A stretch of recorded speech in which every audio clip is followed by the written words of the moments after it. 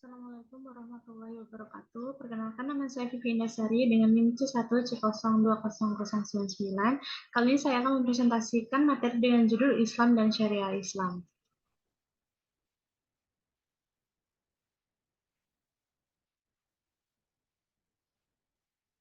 Baiklah, dalam materi kali ini akan dibagi menjadi 6 subbab. Yang pertama, makna Islam. Yang kedua, dasar-dasar ajaran Islam. Yang ketiga, hukum Islam.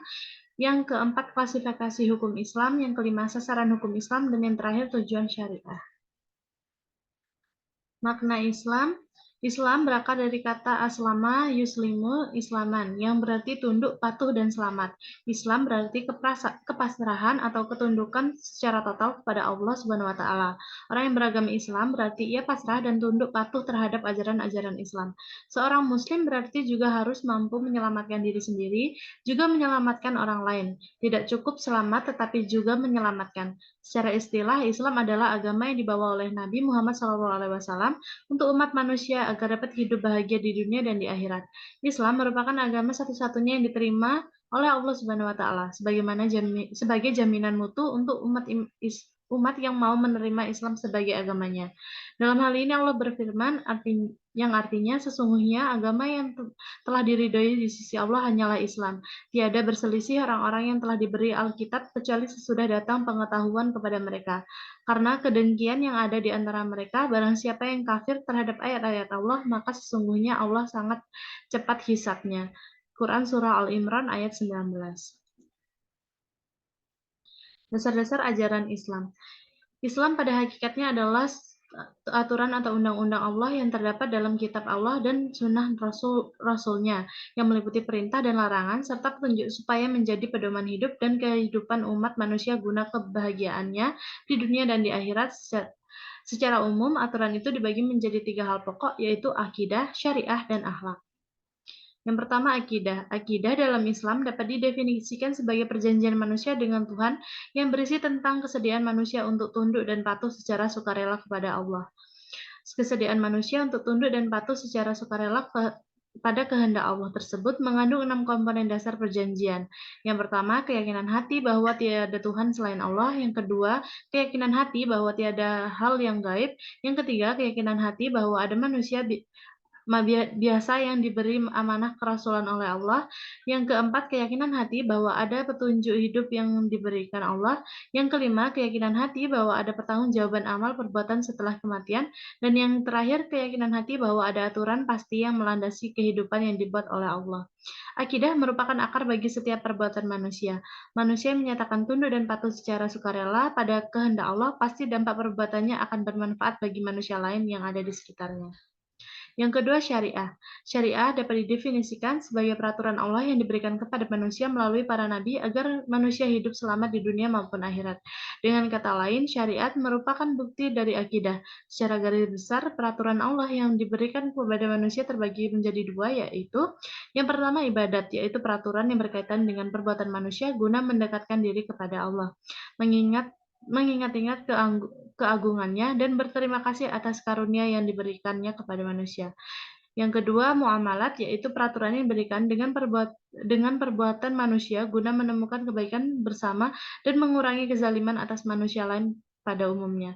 Kedudukan syariat dalam ajaran Islam adalah sebagai bukti akidah. Setiap detik kehidupan manusia diisi dengan perbuatan. Perbuatan-perbuatan itu dilandasi akar keyakinan hati akan tunduk dan patuh secara sukarela kepada kehendak Tuhan atau akidah. Buah dari perbuatan itu dinamakan dengan akhlak. Yang ketiga, akhlak. Akhlak didefinisikan sebagai tindakan membentuk atau membiasakan perbuatan yang bermanfaat bagi orang lain. Ruang lingkup akhlak dibagi menjadi 2, yaitu yang pertama, dampak dari perbuatan yang berulang-ulang sebagai tanda berterima kasih kepada Allah atau akhlak kepada Allah.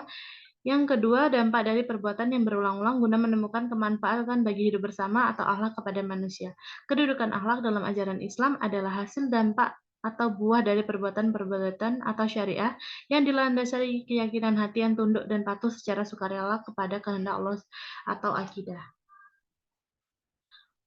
Hukum Islam. Hukum Islam atau syariat Islam adalah sistem kaidah-kaidah yang didasarkan pada wahyu Allah Subhanahu wa Ta'ala dan sunnah Rasul yang mengenai tingkat tingkah laku mukallaf atau orang yang sudah dapat dibebani kewajiban, yang diakui dan diyakini, yang mengikat bagi semua pemeluknya. Dalam hal ini mengacu pada apa yang telah dilakukan oleh Rasul untuk melaksanakannya secara total. Syariat Islam menurut istilah berarti hukum-hukum yang diperintahkan Allah Subhanahu wa taala untuk umatnya yang dibawa oleh seorang nabi, baik yang berhubungan dengan kepercayaan atau akidah maupun yang berhubungan dengan amalia. Syariat Islam menurut bahasa berarti jalan yang dilalui umat manusia untuk menuju kepada Allah Ta'ala. Keberadaan aturan atau sistem ketentuan Allah Subhanahu wa taala untuk mengatur hubungan manusia dengan Allah Ta'ala dan hubungan manusia dengan sesamanya.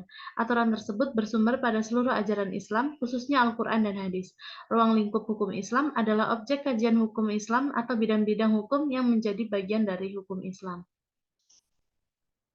Klasifikasi hukum Islam. Hukum mengenai taklif atau penugasan dan pembebanan diklasifikasi menjadi 5 jenis hukum di dalamnya. Yang pertama, wajib adalah suatu perbuatan yang apabila dikerjakan akan mendapatkan pahala dan apabila ditinggalkan akan mendapat dosa. Yang kedua, sunnah ialah perbuatan yang apabila dikerjakan akan mendapat pahala dan apabila ditinggalkan, orang yang meninggalkan tidak mendapat dosa. Yang ketiga, mubah ialah suatu perbuatan yang apabila dikerjakan tidak mendapat pahala dan apabila ditinggalkan tidak mendapat dosa. Yang keempat, makruh ialah perbuatan yang apabila ditinggalkan akan mendapat pahala dan apabila dikerjakan tidak mendapat dosa. Dan yang kelima, haram ialah perbuatan yang apabila ditinggalkan akan mendapat pahala dan apabila dikerjakan orang yang mengerjakannya akan mendapat dosa. Sasaran hukum Islam. Syariah Islam datang dengan membawa rahmat bagi semua umat. Firman Allah Subhanahu wa taala dalam surat Al-Anbiya ayat 107 yang artinya, dan kami telah mengutus engkau Muhammad melainkan untuk menjadi rahmat bagi seluruh alam. Ada 3 sasaran hukum Islam, yaitu yang pertama, penyucian jiwa, yakni seorang Islam menjadi sumber kebaikan bukan sumber keburukan. Hal ini ditempuh dalam berbagai bentuk ibadah yang intinya adalah membersihkan jiwa dan kotoran-kotoran atau penyakit dengki, dan memperkokoh kesetiakawanan sosial. Sasaran kedua, menegakkan keadilan dalam masyarakat Muslim maupun non-Muslim. Firman Allah Subhanahu wa taala dalam surat Al-Maidah ayat 8 yang artinya, dan janganlah sekali-sekali kebencianmu terhadap suatu kaum mendorong kamu untuk berlaku tidak adil. Berlaku adillah karena adil itu lebih dekat kepada takwa. Kriteria adil menurut Al-Mawardi dalam bukunya adalah yang pertama itu berkelakuan baik, yang kedua tidak melakukan dosa besar, dan yang ketiga tidak terus-menerus melakukan dosa kecil. Sasaran ketiga adalah kemaslahatan, dan ini merupakan tujuan puncak yang hendak dicapai. Masalah Islamiyah yang diwujudkan melalui hukum Islam dan ditetapkan berdasarkan nas-nas agama adalah maslahah hakiki. Maslahah ini mengacu kepada pemeliharaan terhadap 5 hal, yaitu memelihara agama, jiwa, akal, harta, dan kehormatan atau keturunan. Tanpa dipeliharanya 5 hal ini, tidak akan tercapai kehidupan manusia yang luhur secara sempurna. Oleh karena itu, kemuliaan manusia tidak bisa dipisahkan dari pemeliharaan terhadap 5 hal itu. Tujuan syariah. Diturunkannya syariah Islam kepada manusia tentu memiliki tujuan yang sangat mulia. Paling tidak ada 8 tujuan. Yang pertama, memelihara atau melindungi agama dan sekaligus memberikan hak kepada setiap orang untuk memilih antara beriman atau tidak. Yang kedua, melindungi jiwa. Syariat Islam sangat melindungi keselamatan jiwa seseorang dengan menetapkan sanksi hukum yang sangat berat.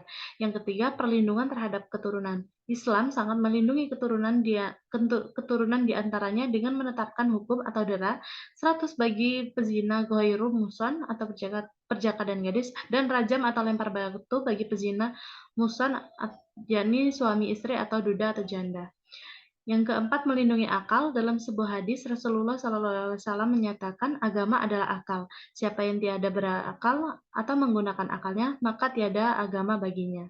Yang kelima, melindungi harta, yakni dengan membuat aturan yang jelas untuk bisa menjadi hak setiap orang agar perlindungan hartanya di antaranya dengan menetapkan hukuman potong tangan bagi para pencuri.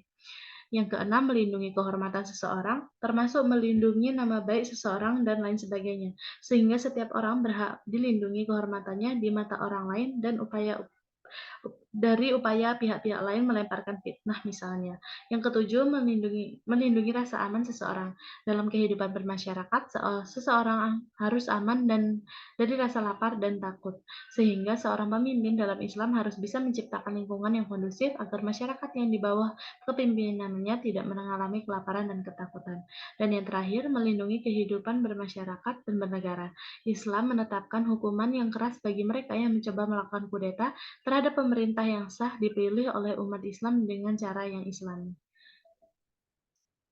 Sekian presentasi dari saya. Jika ada kurang yang salah, saya mohon maaf. Wassalamualaikum warahmatullahi wabarakatuh.